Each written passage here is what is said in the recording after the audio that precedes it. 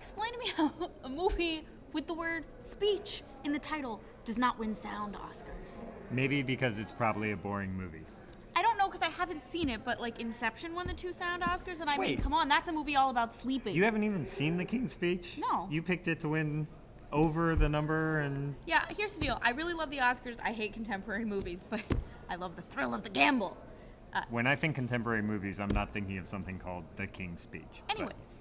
All right. Well, the Jess and BJ Show is growing. Yes. Getting bigger. You can now find us in more places. And in honor of that, we have a new title. Welcome to Hold'em Highway with Jess and BJ. #Nation. Yes. Don't forget that. It's important.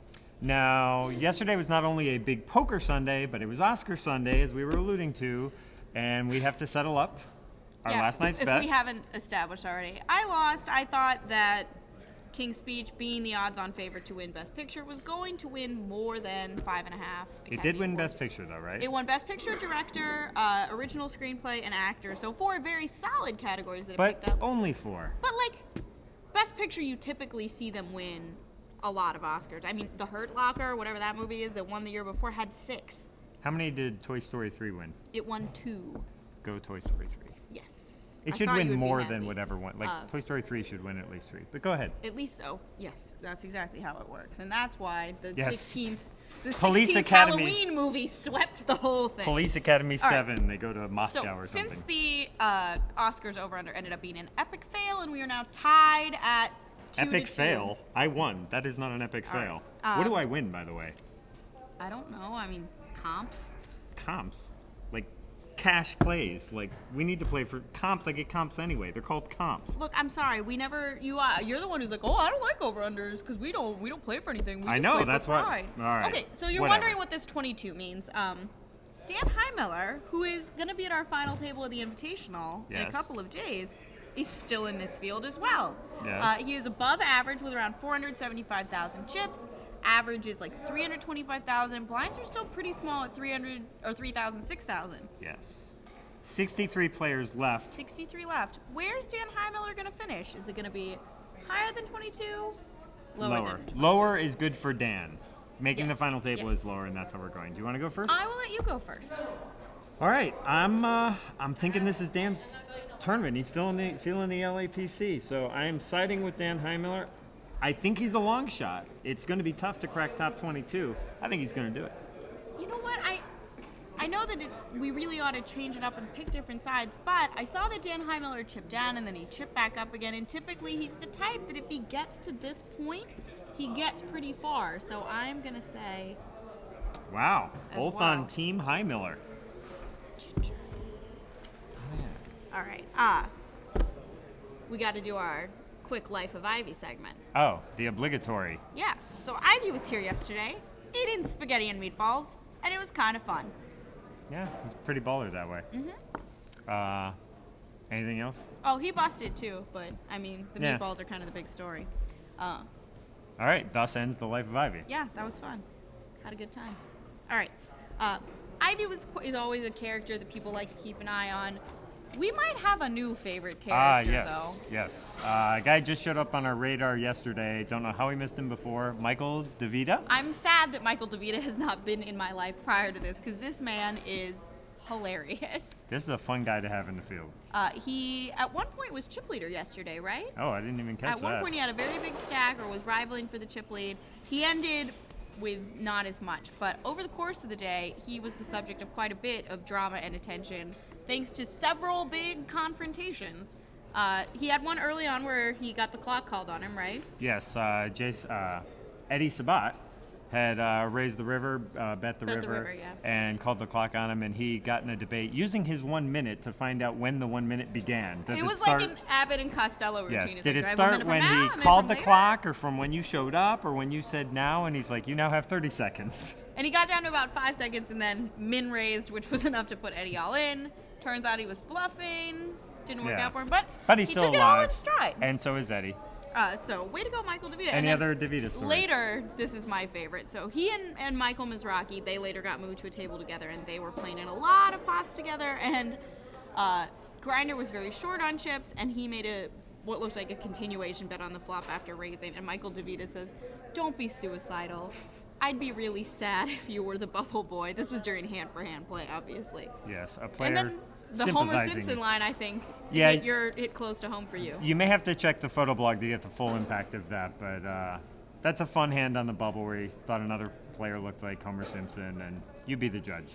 Yeah, so I feel bad because we did give best overall performance to Joe De Niro yesterday in our Academy Awards. He is still alive. He survived to day 4. He De did. Niro. And while he is a great poker mind and made it through to the end of the day, I feel kind of bad that Michael DeVita got the snub. He's our John Cazale. No, he's better than that because he should have won. Nobody's better than John Cazale. DeVita should have won a supporting category yesterday. Yes, that this is was true. a flub on our part. We'll do We a write-in apologize. campaign and apologize. All right. He really, during the money bubble was when all of this stuff was happening. It was a very long money bubble. Yesterday was mainly about the money bubble. The whole schedule was about bursting the money bubble. It was a long Yes. day because of that, and the bubble lasted about 2 hours. Yeah, the plan was 5 levels or until the money bubble burst. We actually are well into level 18 at this Right. point in time, which meant 3 levels a very past. long day with 2 hours of hand-for-hand play because there was a lot of big hands and a lot of thinking going on. BJ, I just want to pause real briefly from Pause. the regularly scheduled program to do a little blog professional. You, come here. I'm sorry. All right, kids in the field, I understand that sometimes you have very, very big decisions to make, and sometimes those decisions take time. But somehow we managed to play like maybe 20 hands in 2 hours because every time someone had to think 6 or 7 minutes. And it was a little irritating. So, kids, if you have 2 jacks in the hole, ship it in. Don't think about it, just do, and hope for the best. Thanks. And blog professional. Wow, that kind of had like a kindergarten vibe to it.